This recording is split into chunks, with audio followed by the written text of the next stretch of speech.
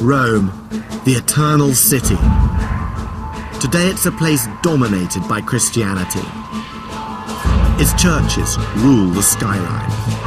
Its faithful pack the streets. Every year, thousands upon thousands of pilgrims from across the world flock here to worship in the place that is truly the beating heart of the Catholic faith. For many, Rome's status as a holy city begins with Christianity. But in fact, its origin as a sacred site owes everything to its pre-Christian past. It was exotic pagan deities who were first credited with transforming a hillside village to the capital of the most powerful empire the world has ever known. These were the gods of thunder, love, war and wisdom, who dominated the city for 1,000 years and held its fortune in their hands.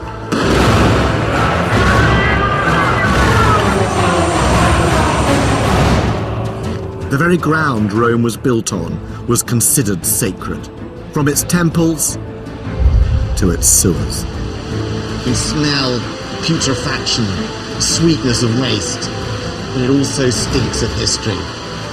It's a secret world lost in time. This is a city I've always been drawn to. And in this series I'm going to be discovering just how it gained its tradition of holiness. I've come with the questions of both historian and tourist to examine the fabric of a place where power and religion go hand in hand. Rome has always been inspired and shaped by its passionate sense of sacred mission. Popes and emperors, kings and consuls have all believed they served a higher purpose, to fulfill the will of the divine.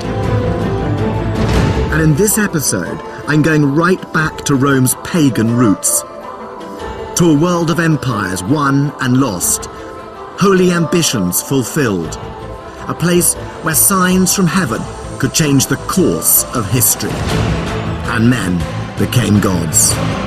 I want to find out just how this once marshy wasteland became one of the world's holiest cities.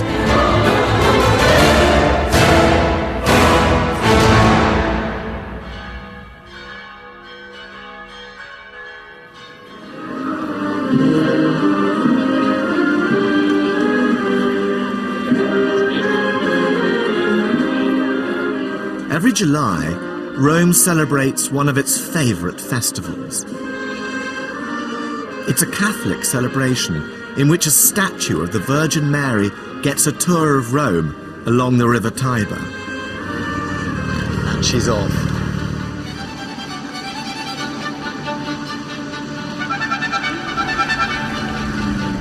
It's quite a bizarre sight, the Mother of God taking a ride on a motorboat. But it does sum up Rome today.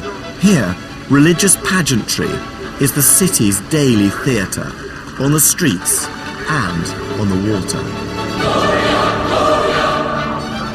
Christianity rules the holy city, but everywhere you look, paganism lurks just beneath the surface. Images of Mary on street corners were once pagan shrines devoted to the household gods. Ancient temples have been absorbed into the fabric of Christian churches. And the Pope has a pagan precedent.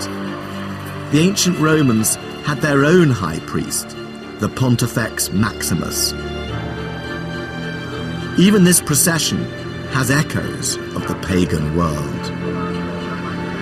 In 205 BC, there are stories of the Magna Mater, a foreign goddess being brought into Rome by boat right up this river, just like this, except it wouldn't have been motorboats, it would have been wooden boats. It wouldn't have been balloons, it would have been incense lamps. But the modern Christian Rome of today, in many ways, is not so far removed from the ancient pagan Rome of gods and emperors. And there's a clue to the origins of Rome's timeless sanctity in its founding myth. Every sacred city needs a creation story, and Rome is no different. It's a tale that defined the ancient Romans. And as a tourist, it's a legend you still can't escape. There are glimpses of it just about everywhere. Ciao. And here it is, two children suckling a she-wolf. It's a timeless vision of human dreams and nightmares. Lupine ferocity meets maternal nurture. But it sums up everything the Romans wanted to believe about themselves and their city's destiny. According to myth, Rome was founded in 753 BC by the twin brothers Romulus and Remus. Abandoned as babies, they were rescued by a she-wolf. And once adults, they decided to found a city. But it wasn't that simple. Being brothers, they soon fell out over where to build it. Romulus wanted to build it on the Palatine Hill. Remus wanted to build it on the neighbouring Aventine Hill. And to make the right decision, they decided to consult the gods.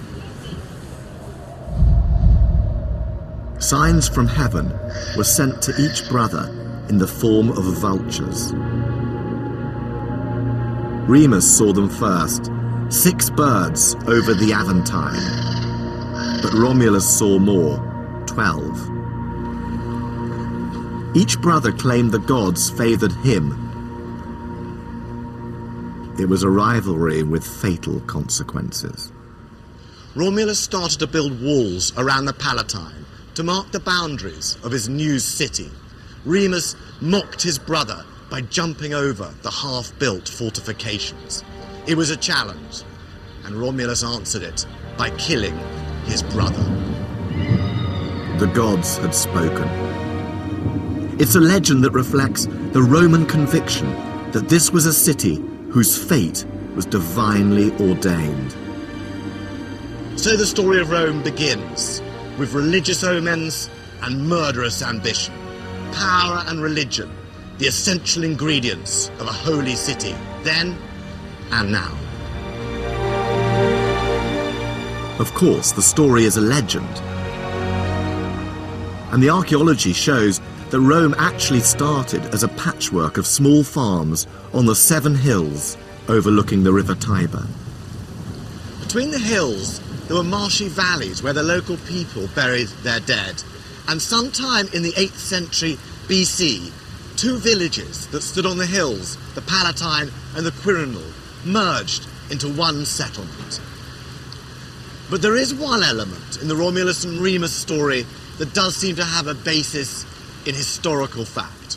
And that is, right from the beginning, Rome was surrounded by a boundary that was of enormous importance. It marked Rome out as a sacred city.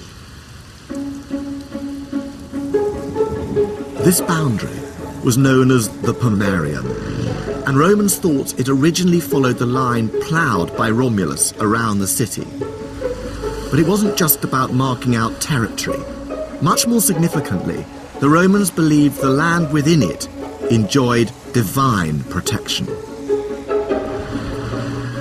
This gateway, known as the Arch of Dolabella, was built on the line of the Pomerium. And to keep the gods happy, there were strict rules dictating behaviour within Rome's sacred confines. So, on this side of the arch, I'm outside the city, where the Romans believed you could bury your dead or make war. But as I walk through the archway, I enter Rome. Rome begins here, and everything is sacred. So if I was a soldier, for example, I would have to leave my arms outside the gate. Generals could not build military camps here. The Romans believed that to break these rules was sacrilege.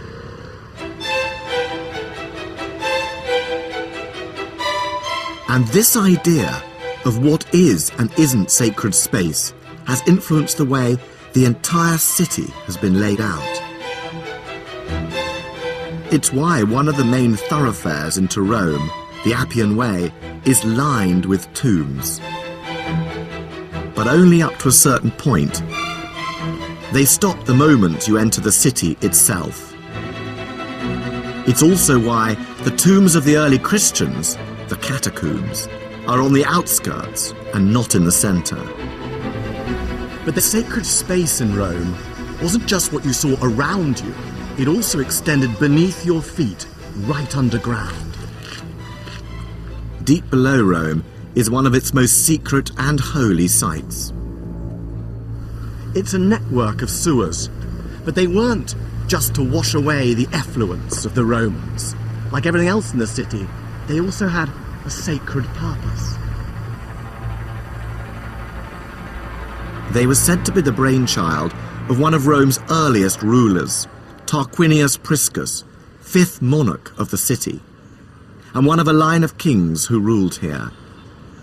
The entrance to the sewers is in the Forum of Nerva, and it's here I met up with Mark Bradley, for whom they are a personal passion. Truly an elegant look for the Dolce Vita. The sewers are still in use today, so precautions have to be taken. How do I look? I think we're ready to face the effluvia of the ancients. But I quickly realised that penetrating these fecal caverns wasn't going to be easy. No way.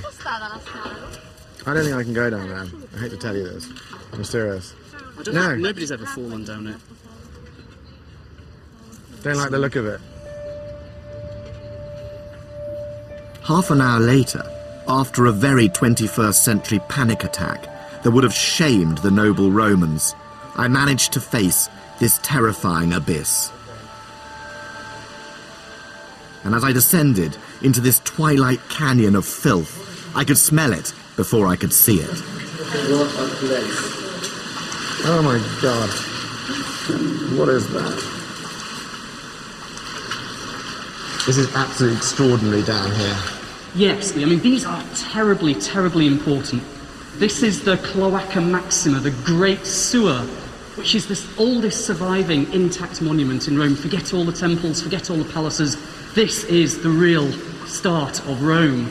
And one of the main functions of these sewers originally was to drain the Forum that was being periodically flooded by the Tiber. It's massive. You can sail a boat through here, and the Romans boasted about sailing boats through here. Come on, let's explore.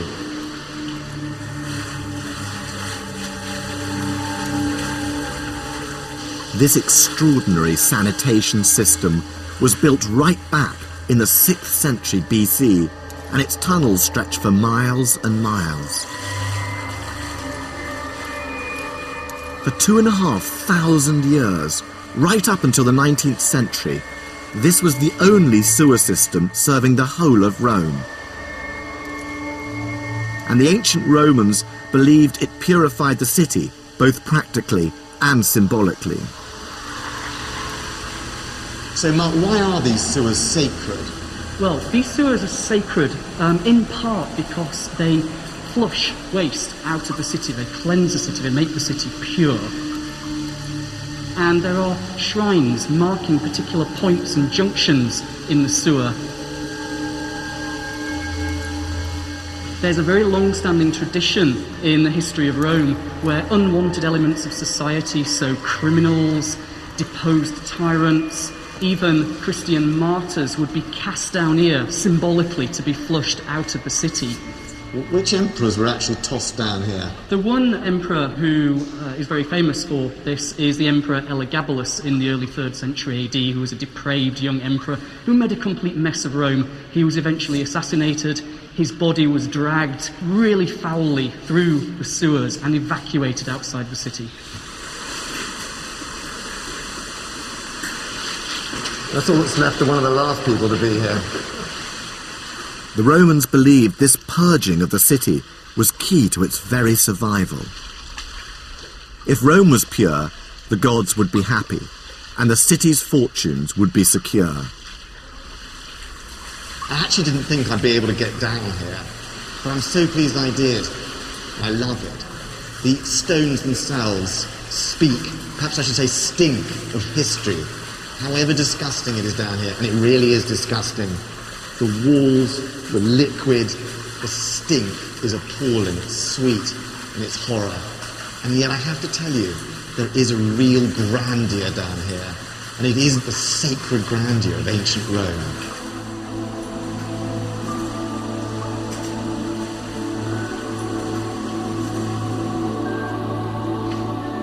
This splendid subterranean world has shown me that right from its inception, Rome was regarded as a holy city, above and even below the surface. Oh my God, how lovely. Sunlight, air. Goodbye, ancient tunnels of Rome.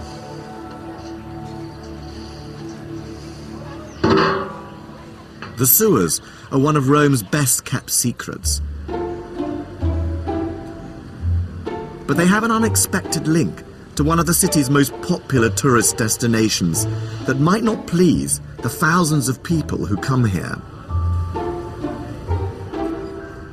The famous Bocca della Verità, the mouth of truth, has been linked since the Middle Ages to a tradition that if an unfaithful lover put his or her hand in the mouth, it would be bitten off. In Roman times, it wasn't a good idea to put your hand in that hole, whether you were faithful or not. This is, in fact, a monumental sewer cover, decorated with the face of Oceanus, god of the oceans. The risk was not so much from infidelity as from infection.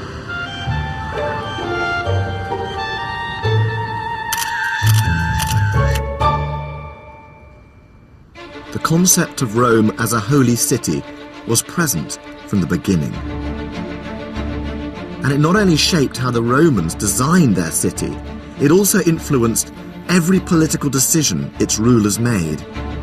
The Romans were obsessed with the gods and their moods, and that governed how they behaved from dawn till dusk. Every soldier, every Caesar, believed he had a religious role. To commemorate the greatness of Rome was to celebrate its holy destiny. In this city, religion and politics were inseparable bedfellows. Nowhere is this marriage of sacred and secular more blatant than here, at the Forum, the heart of pagan Rome. It was first built in the 6th century BC as a civic centre, after the sewers were established and the land drained. And for 1,000 years, it was the centre of Roman public life. Here speeches were given, criminals were tried, laws were made, and temple after temple was raised to the glory of the gods of Rome. According to legend, this was home to another king of the city, whose influence shaped the earliest traditions of Roman life. His name was Numa Pompilius. The Romans believed that it was Numa who created the religious rituals and structures that made possible the rise of Rome, and he did it right here. When you visit the Forum for the first time, you're both dazzled and bewildered. It's a mishmash of architectural fragments from different ages. There are traces of temples built and rebuilt, layer upon layer of Roman history. Much of what stands here today belongs to the time of the emperors, the last leaders to make their mark. But the origins of this site can be dated right back to the period of the Roman monarchy. King Numa was said to have established 4 colleges of priests with very clear responsibilities that were not just religious, they were also political. And without their say-so, the entire routine of Roman politics would grind to a halt. All buildings in the Forum, public or private, were dedicated to the gods. And all political decisions had to be made on sanctified ground, from holding elections to passing laws. So it was a group of priests known as the augurs who had the final say over planning decisions. This was the Senate House, but it was also something called a templum, a sacred space. The augurs would consult the heavens to approve the site and then map it out with holy staffs. It was as if the Houses of Parliament stood on a sacred rectangle. And if the space wasn't sacred, the decisions weren't valid. At the opposite end of the forum was the Regia. It was the royal residence, originally thought to be the palace of King Numa and the seat of secular power. But it was also the centre of religious control.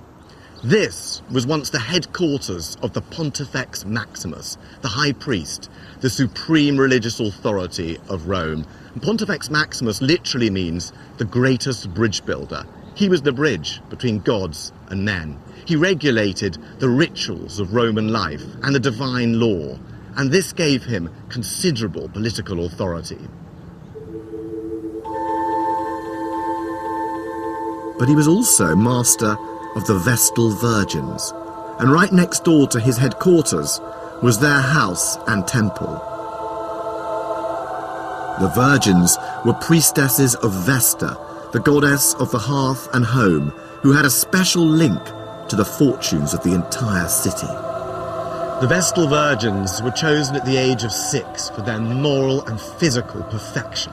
Their task was to tend the sacred flame of the sacred hearth of the city, and the Romans believed that if the fire went out, the city itself would fall. The whole forum was a place where religious practice ensured Rome's political decisions had divine backing.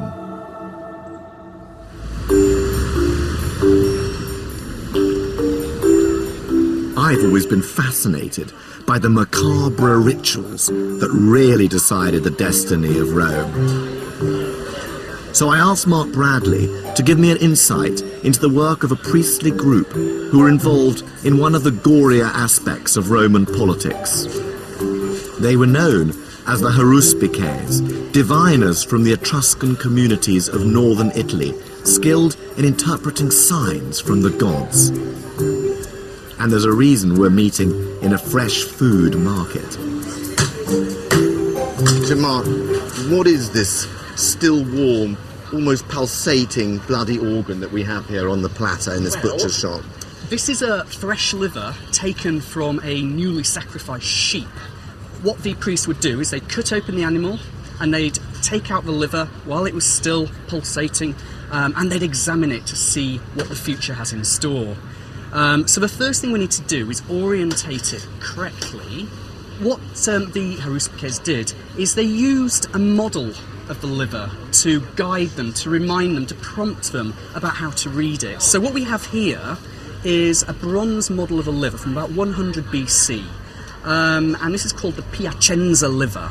And on this you can see the gallbladder, the caudal lobe, and the liver was divided into 16 sections, and these 16 sections corresponded to the 16 regions of heaven. And each region was governed over by a particular god. So what we'll do is have a look at this liver and see what it tells us. So this area here, around where the gallbladder was, is an area governed by war gods. And if you find a discoloration, a tumour, a blood clot, a bile pool or something like that in this area, that might mean that the war gods are not happy. This might not be a good time to go to war. Another area that's very interesting is all of this area, which is associated with the Etruscan god Tin, who is the equivalent of Jupiter in Roman cult. If he's not happy, you need to make a sacrifice to him, or you need to build a temple to him or something like that. Okay, so if I'm an emperor, my legions are massed, and I now want to invade Germany today and destroy the German tribes. Can I march today? Can you read the organ? Well, this liver is remarkably clean. This is absolutely unblemished as far as I can see. This is a good time to do pretty much anything. I'm happy. Call in the centurions. We march today. Absolutely.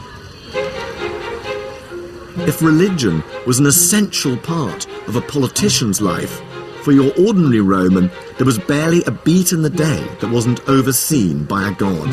Buongiorno. For the average Roman farmer, it wasn't just about sowing, ploughing and reaping. To get a bumper harvest, they had to keep the gods happy too. In April, there was the festival of Cerealia, dedicated to the goddess of grain, which involved heading out to the Circus Maximus in the evening to watch foxes with torches tied to their tails. This apparently protected the crops from vermin. And then there was the festival to the god Rabigus, who governed mildew. To avoid an outbreak, farmers had to sacrifice a dog. And in October, to thank Mars for the harvest, it was a horse that got the chop. And private rituals were as important as public festivals. Families prayed daily to the household gods, the Lares, whose statues they kept at home in special niches. And they gathered for ceremonies in the fields to offer sacrifices, ensuring the crops would ripen. In fact, the Roman farmer had so many religious obligations, it's a wonder he had any time to tend his crops.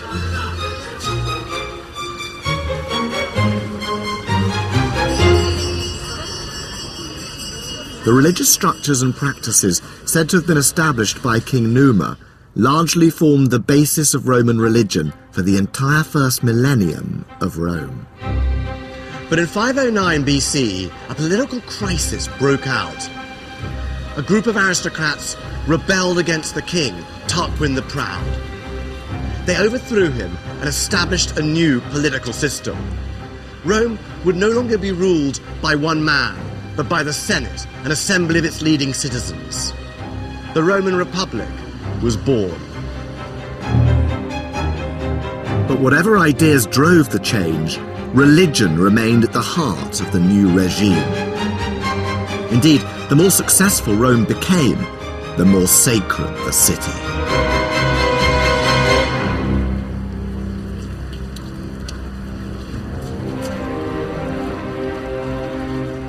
The dawn of the Republic was marked by an event that would have seen the whole of Rome celebrating on the streets. It was the dedication ceremony of a building that once stood here on the Capitoline Hill, the single most important temple ever erected in Rome. On the 13th of September, 509 BC, this spot above the Forum would have been packed with people. And what an awesome spectacle it would have been. They were there for the dedication of the vast new temple of Jupiter, Optimus Maximus, the biggest and brightest of the Roman gods. There was an altar outside for sacrifices, and the doors were always open, so passers-by could see the huge and gaudy statues of the gods within. For a Roman who was there that day, it would have been as magnificent as it was unforgettable. The entire ceremony was designed to remind the Roman people that the god Jupiter was the source of Roman glory. And for the new Republic, this building marked a dramatic moment in the city's history. This was the opening ceremony of the first pagan cathedral of Republican Rome. The only surviving sections of the temple are now in the Capitoline Museum in their original position. The buildings in which the gallery now. Matthew Nichols believes it's a building that encapsulates the sacred ambitions of this new regime. What we're looking at here, Simon, is a wall that forms part of the foundations of the Temple of Jupiter. It's not the temple itself, it's merely the foundations that built a huge platform on which the temple sat. And how big was it? It was enormous. It was awe-inspiringly huge. You've got to imagine a podium that was perhaps the size of 2 Olympic swimming pools side by side, with the temple itself sitting up on top of that. So this dominated central Rome, this dominated the Forum. It looked down on the Forum, it looked out across the hills and valleys of Rome. It could be seen from a long way away, and it was a magnificent sight. Who built it, and what was its political significance? Its significance is really what it tells us about the ambitions of the Roman state. It was linked right from the start to conquest and the divine mission of conquest the Romans felt they had. But even though we associate this temple very closely with the Roman Republic and the many rituals of the Republic, in fact it was planned, it was conceived when Rome had kings, was ruled by Etruscan kings, and the last of them, Tarquinius Superbus, was responsible for almost bringing this temple to fruition, and then his rule was blown away in the revolution. So why did the Republic adopt this very royal enterprise? Romans loved the idea that their rule and their growing empire was sanctioned by the will of heaven, that this was a mission that the gods entrusted to them as a people. Even when the kings were gone, the Roman people could carry that mission forwards. The building of this temple marked a watershed in the history of the Holy City. It was the moment when Rome transformed from being a town of small-scale temples and shrines to a sacred capital embellished with its own cathedral. The Temple of Jupiter was a declaration of the astonishing religious and political confidence of Rome, a rising power blessed and propelled on its sacred destiny by the forces of the gods. And that power was consolidated by the raising of ever more temples. Their remains can still be seen all over Rome. As the Romans conquered new territories, the spoils of victory poured into the city. And since the Romans attributed their success to the gods, so the victors built more and more magnificent temples in gratitude and in celebration. Gradually, the geography of the Holy City began to resemble a map of Rome's ever-increasing empire. And nowhere was Rome's acknowledgement of the gods clearer than in one of the city's most colourful military ceremonies. When a general returned from a victorious war, the Senate voted him something called a triumph, a parade through the city. He rode in his chariot, followed by his army, by wagons heaped with booty, and by his shackled prisoners. And he ended up right here at the Via Sacra, the sacred way, the most important street in the Roman Forum. Imagine the excitement. The general wearing purple and gold, his face painted scarlet. He was dressed as Jupiter for a day, but in case the glory went to his head, a slave rode behind him in his chariot, whispering, "Remember, you are only mortal." His procession ended, of course, at the Capitol and the Temple of Jupiter, where he laid laurels at the feet of the giant statue of the god. At that moment, there'd be no doubt in any Roman's mind that the gods were responsible for the city's fortunes.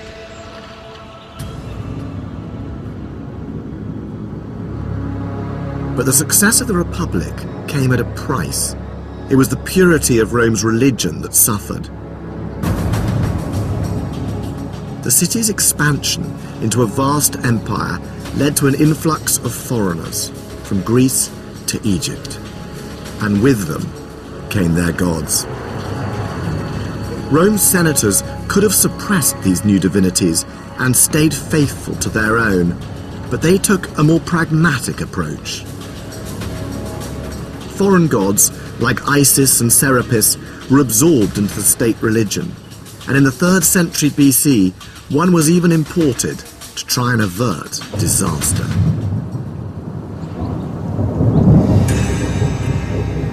In 205 BC, Rome faced one of its gravest crises. For almost a century, the city was engaged in a power struggle for control of the Mediterranean. Its enemy was Carthage, led by the brilliant commander Hannibal. And it was a threat that led to the introduction of one of the most flamboyant and exotic new goddesses to the city, just in the nick of time.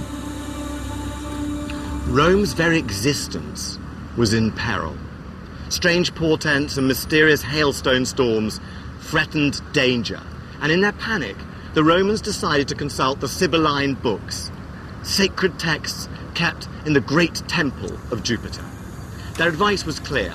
In order to avoid defeat by Hannibal and the Carthaginians, the Romans must import a foreign goddess from Asia Minor.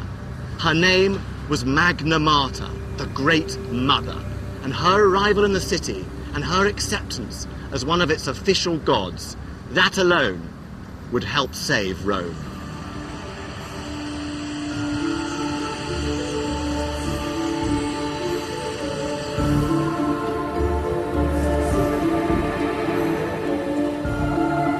The Roman historian Livy wrote a vivid description of her arrival in the city. The goddess was shipped up the Tiber, accompanied by her cult officials, known as the Galli, self-castrated eunuch priests. And when she arrived at the river's bank, she was borne through the city, passed from hand to hand. The whole of Rome came out to meet her. Incense burners lined the streets, and all the Romans prayed that she would enter the city willingly.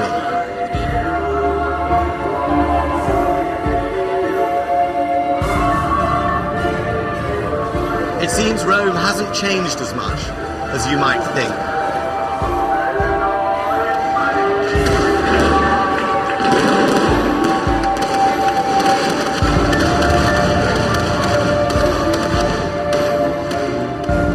Shortly after her arrival, Magna Mater was given a home at the very centre of the city, a temple on the Palatine Hill, and her rituals were incorporated into the official calendar.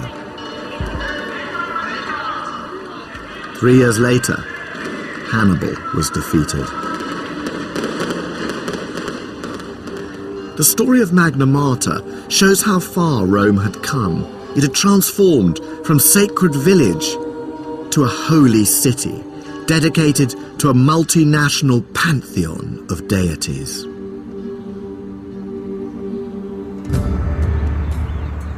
But in the 1st century BC, 700 years after its foundation, the whole city was to become a shrine not just to the gods, but to a man, and one man in particular.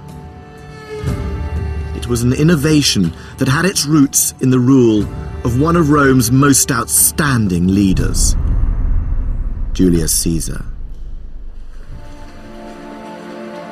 Caesar's rise to power came at a time when violence, cynicism and corruption had taken hold of the holy city. As the empire grew, the struggle for control became more and more vicious, and religion was ripe for exploitation. Portents from heaven were interpreted to justify decisions. Omens and oracles were invented for political advantage. And in this world, one man stood out. Caesar was so exceptional, the Roman state was almost too small for him. Nicknamed by his own soldiers, the balding adulterer, he was a gambler, a risk-taker, and he was an arch-manipulator of religion for his own political ends. He even claimed to be descended from the goddess Venus herself. But his success provoked the jealousy and suspicion of the other nobles, with deadly consequences.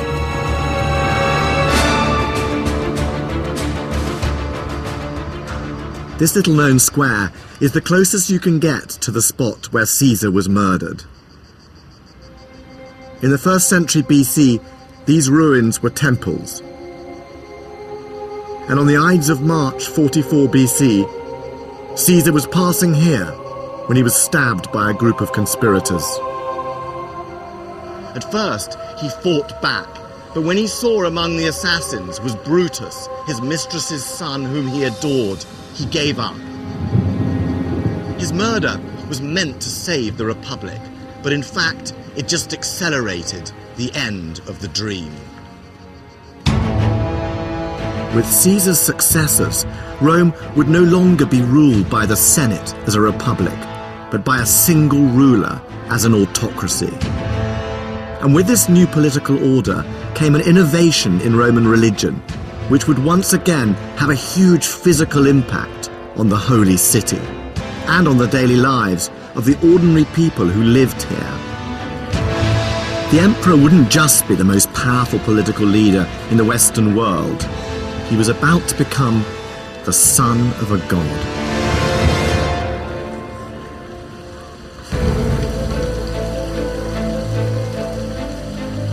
Caesar's heir was his 18-year-old nephew and adopted son, Octavian, a brilliant political strategist who combined the old and the new to give Roman leaders a new status.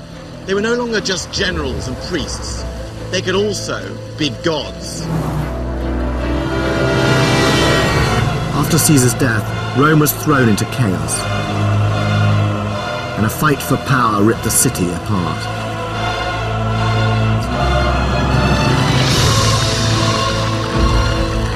Octavian found himself in a bitter struggle to rule the empire against Caesar's right-hand man, Mark Antony. Mark Antony allied himself with the irresistibly vampish and hugely ambitious Queen of Egypt, Cleopatra. Together, they embraced an Eastern version of power and religion. But Octavian cleverly used this to turn the Romans against them. Antony and Cleopatra were defeated in battle and committed suicide. He by sword, she by snake. And Octavian became Rome's first emperor. Octavian's victory marked a crucial turning point in Rome's history. Under his regime, it became the most magnificent and sacred capital of the Western world. Romans began to call it the Eternal City. And Octavian had similarly grand ideas about his own status. When Octavian became emperor, he adopted a new name for his new role, Augustus Caesar. Augustus means consecrated by the augurs. It was a name that evoked the favour of the gods and the auspices that marked the founding of Rome.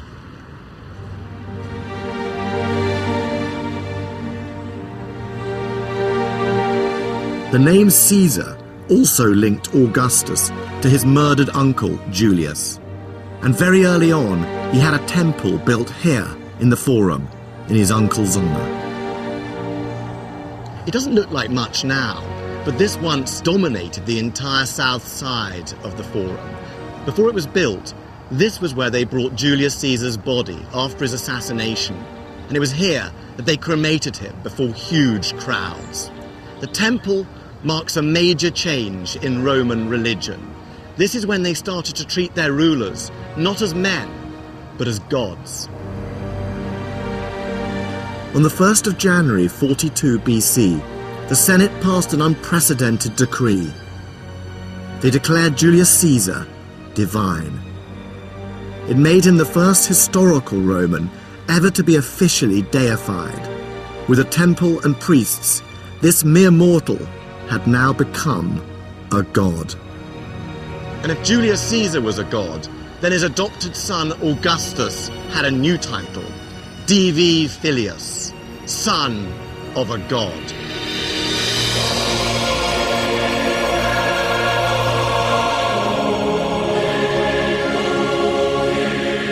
But Augustus's desire for divinity wasn't satisfied by a title alone. He spent the next 4 decades taking steps which gradually tied Roman religion not just to the city of Rome, but to a single person, the emperor. And he did it through a vigorous program of rebuilding and religious renewal. He reinstated ancient religious festivals, rebuilt crumbling temples, filled vacant priesthoods. He claimed he was restoring Rome's ancient past to please the gods. What he was really doing was making Rome his own.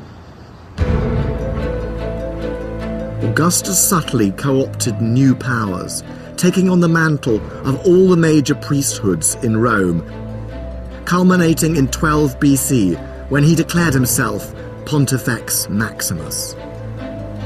5 years later, he divided the city into new districts. And on every street corner, he built a shrine. In his meticulous way, he was altering the whole focus of Roman worship. Very few traces of these ancient shrines remain, but there's one in the Vatican Museum. It's tucked away from public view in the Pope's own private gallery. And its carvings show just how the shrewd Augustus was shifting the object of Roman worship from the gods to himself and his own family. Questo è un altare dove probabilmente venivano fatti i sacrifici a una divinità. Questo è un altare molto importante perché nella sua non grandi dimensioni ha 4 scene di tipo propagandistico riguardo ovviamente Augusto e la sua genealogia. So what are the images on it? Questa è una scena di sacrificio dove Augusto è nella veste di sacerdote sacrificale. Il sacrificio era importante in antica Roma perché era ciò che connetteva l'uomo alla divinità. Per cui in questo caso Augusto è il tramite tra il popolo romano e le divinità. And Augustus's family connection to the gods is even more explicit in another scene.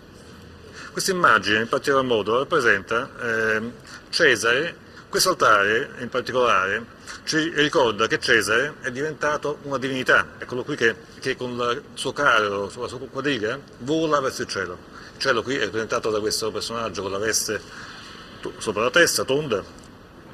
What did Augustus want the people who saw this shrine to believe? Questo è un monumento che riesce in qualche modo a focalizzare l'attenzione di chi lo guarda nei confronti di Augusto e della sua famiglia. Augusto, più di altri, meglio di altri, ha usato la religione per spiegare, diciamo così, al popolo il suo potere.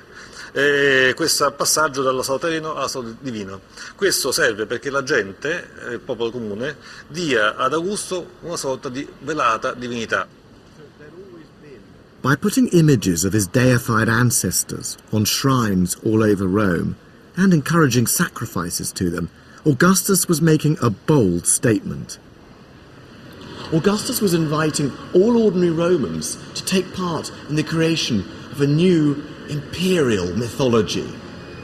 The city of Rome was being indelibly stamped with the divine claims of one family, one ruler.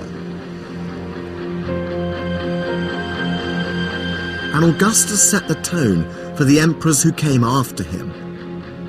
During his life, he was the sole religious authority in Rome. And on his death, by vote of the Senate, he too was declared a god.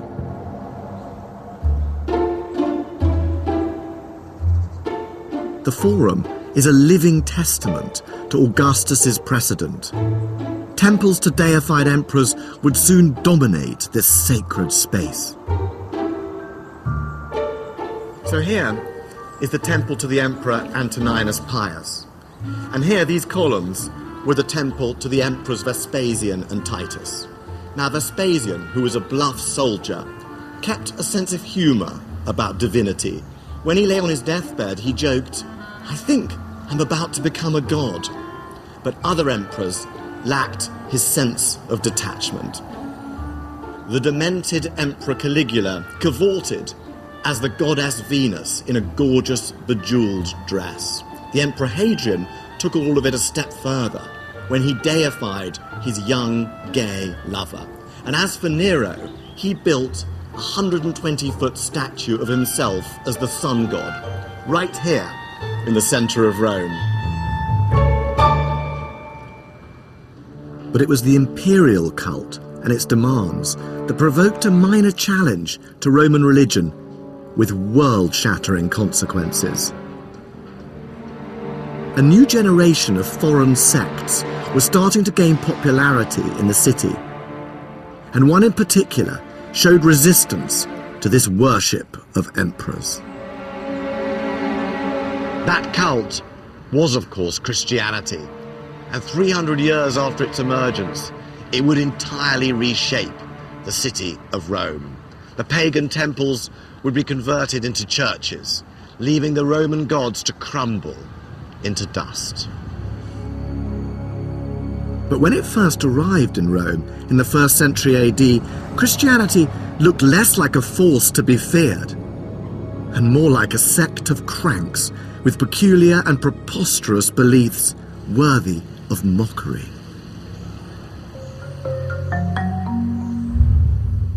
And there's a glimpse of just how unthreatening the pagan Romans initially thought the Christians were in a rare piece of ancient graffiti uncovered by archaeologists in the 19th century. So here it is. It's very small and it's very hard to see, but I find it absolutely fascinating. What we have here is a human figure being crucified on the cross. What's bizarre about it is that the person being crucified has the head of a donkey. There's a figure apparently worshipping beside the cross, hand raised, possibly a soldier. And underneath it says, Alex Amenos worships his God. Now what's remarkable about this is it's the first ever representation of the crucifixion in history. What's interesting is that it's clearly not by a Christian at all, but by a pagan Roman. The graffiti dates from between the 1st and 3rd centuries AD, and at that time, the symbol of the cross wasn't something the Christians were proud of. Crucifixion was a shameful death, the method of execution for the lowest criminals, like showing someone today with a noose round their neck. And in the earliest Christian art, the cross doesn't appear at all. So this pagan graffiti artist is deliberately mocking and insulting Christian worshippers. To show Jesus with a donkey's head is the cruelest cut of all. And donkey worship wasn't the only tittle-tattle circulating about the Christians. They were also rumoured to practice magic, indulge in ritual cannibalism, and even incest. It was all good gossip for the Roman on the street. But within 200 years, rumour had turned to concern, as Rome's elite realised this new sect was persistent and potentially dangerous. The Christians were well organised. They recruited thousands of new followers. But worst of all, they refused to take part in the Roman state religion, claiming that they worshipped only one god. They were beginning to look less like a bunch of harmless and superstitious eccentrics, and more like a movement of defiant subversives who could no longer be controlled. The Roman elite had in the past tolerated foreign gods, but they were always clear that whatever people's private beliefs, public loyalty to Roman religion came first. After all, the fortunes of the city were at the mercy of the pagan gods. Snub them, and the consequences could be catastrophic. So if a group like the Christians failed to pay due respect, how would the gods react? The fate of the city and its empire hung in the balance. And in the 3rd century, it seemed as if their fears were justified. The Roman Empire was beset by invasion, civil war, and economic depression. It was on the verge of collapse, until the reign of a new emperor, Diocletian. He was a superb general who restored order by conquest, reform, and restoration of the old gods. But one sect resisted. And when Diocletian's palace burnt down and the army's sacrificial portents looked bleak, the Christians were blamed for failing to honour the Roman gods. Diocletian decided to solve the problem by force. In 304 AD, he ordered every citizen of the empire to sacrifice publicly to the Roman gods. and if the Christians refused, they would be executed. It was a strategy designed to drive the Christians into the open. Yet despite the threats, they remained defiant. Rome's senators were baffled. Why would anyone risk their lives for this upstart cult whose founder died a criminal's death in a Roman outpost, when the pagan gods had delivered the riches of empire? Yet still, pagan Romans were choosing to convert. And here, in the suburbs of Rome, there's a fascinating clue as to why.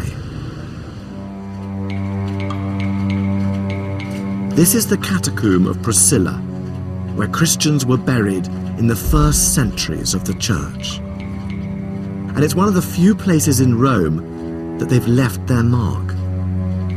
The walls are covered by their paintings. And there's one that gives an insight into just why pagan Romans were choosing to face execution for this new Christian god. So here it is. This is a biblical scene from the Old Testament book of Daniel. And it tells the story of these three Jewish characters who were in exile in Babylon from Israel. They refused to pray to the image of the king of Babylon, Nebuchadnezzar. And as a result, they were sentenced, as you can see, to die horribly in this fiery furnace. Parallels for Christians facing persecution in Rome were clear. But there's a twist to the biblical story which gives this image another dimension. What's surprising about this is that if you look closely, these characters are praying, but they're not burning. The book of Daniel says that they were able to walk unscathed among the flames and emerge entirely unharmed. Their God had saved them. But for Christians, this had another layer of meaning. The Christian God would not only save Christians from persecution, he would also save them from death itself. Christianity offered eternal life. And this belief in eternity had huge appeal in this pagan city. For your average Roman, life expectancy was only 29, and daily life was hard. For the poor, the slaves, the pagan Romans at the bottom of the pile, this Christian idea of a new life after death offered hope amidst the grind of unrelenting poverty. The Roman gods may help you conquer an empire, but they didn't offer immortality. It was a masterstroke. Rome's leaders might be worshipping its pantheon of pagan gods, but some of its people were starting to look elsewhere.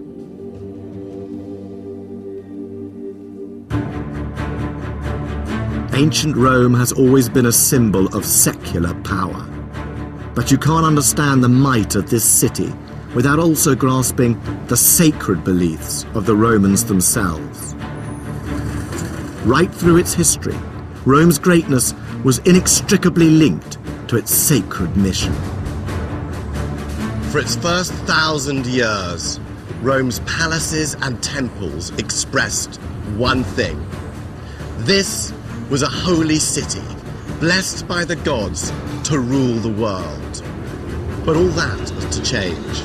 A new god was about to take Rome.